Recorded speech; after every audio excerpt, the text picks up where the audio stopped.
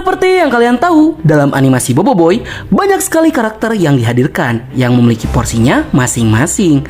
Akan tetapi, dari sekian banyak karakter yang dihadirkan, ada beberapa karakter yang memiliki impact besar terhadap perubahan cerita secara signifikan, sehingga membuat karakter tersebut menjadi sangatlah penting bagi pengembangan beberapa event, development karakter, ataupun cerita dalam animasinya. Jadi, di konten kali ini Nat sudah membuat daftar karakter paling berpengaruh dalam animasi Bobo Boy. Let's check this out. Yay!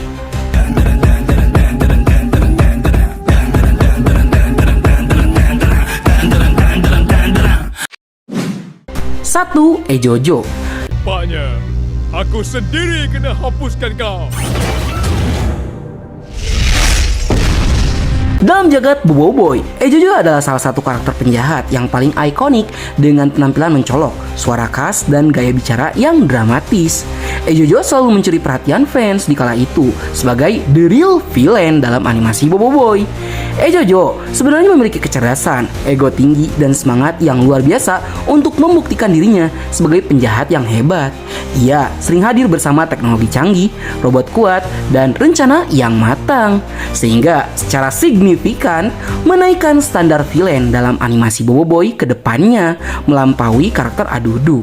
Yang membuat Ejojo berkesan di mata para fans itu karena kemunculannya seakan memberikan tamparan besar kepada Bobo Boy CS ketika ada musuh yang benar-benar jahat yang datang dengan persiapan yang sangat matang, bisa dengan mudah mengalahkan mereka.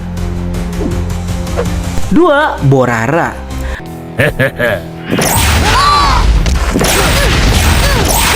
Di antara sekian banyak musuh Bobo Boy dan pasukannya, ada satu yang kehadirannya membawa ancaman nyata dan aura teror yang berbeda, yaitu Borara, si pemburu Power Spera legenda. Borara bukan hanya sekedar penjahat biasa, ia adalah simbol dari keganasan itu sendiri. Borara dikenal sebagai petarung paling buas dan tak kenal belas kasihan. Tubuhnya besar, kekar, dan dilapisi armor seperti binatang buas di galaksi. Dengan kekuatan lowong hitam yang luar biasa, itu tuh udah cukup untuk mengobrak-abrik medan pertarungan. Dan ia merupakan mimpi buruk bagi para pahlawan skuad Bobo Boy. Yang membuat Borara itu mengerikan adalah sifatnya yang kejam. Bagi Borara, pertarungan adalah seni. Ia mendorong Bobo Boy ke batas kemampuannya, memaksa sang pahlawan untuk tumbuh, melawan rasa takut, dan menemukan kekuatan sejatinya. Borara itu bukan sekedar musuh, ia adalah ujian hidup bagi para pahlawan. 3. Clam Kabot. Pernah kena teleport ke dalam tanah? Mana boleh? Clam Kabot, si Power Spera pertama yang diciptakan, bukan hanya sebuah robot canggih biasa, melainkan Clam Kabot adalah simbol dari awal misi besar perburuan Power Spera di seluruh galaksi. Itu karena Clam Kabot bukan robot biasa, ia memiliki kuasa teleportasi yang hebat. Yang kemampuan ini sangat berharga, apalagi bagi para musuh yang haus akan kekuasaan, seperti klan pemburu Power Spera dan sebagainya. Ditambah, Clam Kabot lah pelaku yang sudah menteleport semua Power Spera ke seluruh penjuru galaksi, supaya para Power Spera tidak disalahgunakan. Sehingga, event itu menjadi dasar cerita dalam animasi Bobo Boy Galaxy.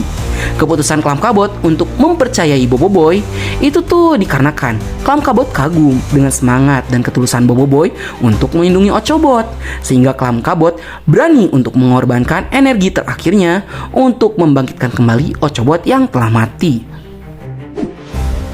4. Retaka. Tangan mimpi, mari semula! Kuasa-kuasaku! Di antara semua musuh yang pernah dihadapi Bobo Boy, tidak ada yang lebih mengancam, lebih kuat, dan lebih kejam daripada satu nama, yaitu Retaka.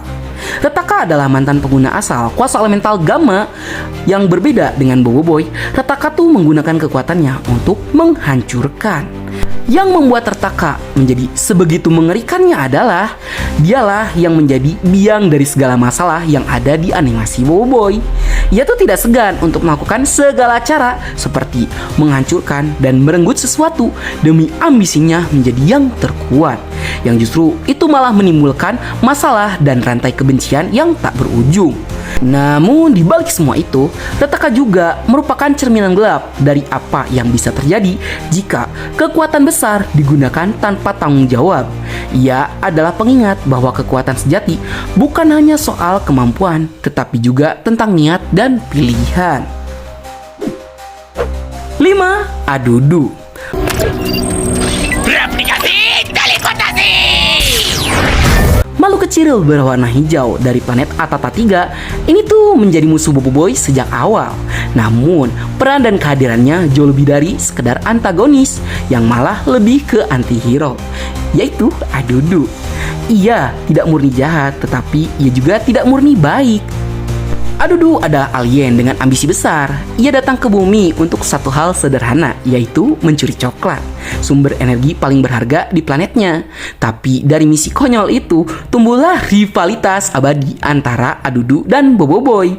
Meskipun sering kalah dan gagal dalam misinya, Adudu punya satu kekuatan utama, yaitu pantang menyerah. Dengan bantuan pelayan setianya yaitu Probe dengan teknologi canggihnya, kedatangan Adudu ke bumi telah merubah kehidupan Boboiboy 180 derajat. Boboiboy berkembang menjadi seorang superhero secara tidak langsung, itu tuh dibantu sama Adudu. Walaupun aslinya keluarga Boboiboy itu adalah keluarga superhero juga sih. Dan dengan status anti-hero-nya yang baru, kini Adudu beraliansi dengan Boboiboy dalam suatu kelompok yaitu Bubadi Bako.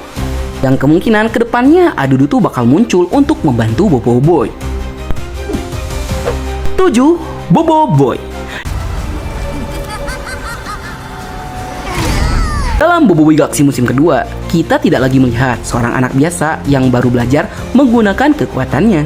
Di musim ini, Boboiboy telah tumbuh menjadi pahlawan sejati, pribadi yang tangguh, penuh tanggung jawab, dan semakin dekat dengan takdir besarnya. Boboiboy kini menghadapi tantangan yang jauh lebih besar dari sekedar melawan alien pencuri coklat. Namun, di tengah pertarungan mempertahankan semesta, Boboiboy juga mulai menyadari bahwa kekuatan yang ia miliki bukan hanya hadiah, tetapi warisan dan beban yang harus ia jaga dengan segenap jiwa. Dengan kuasa 7 elementalnya, Boboiboy terus mengembangkan kekuatannya, bukan hanya dari segi fisik, melainkan juga mental dan emosionalnya.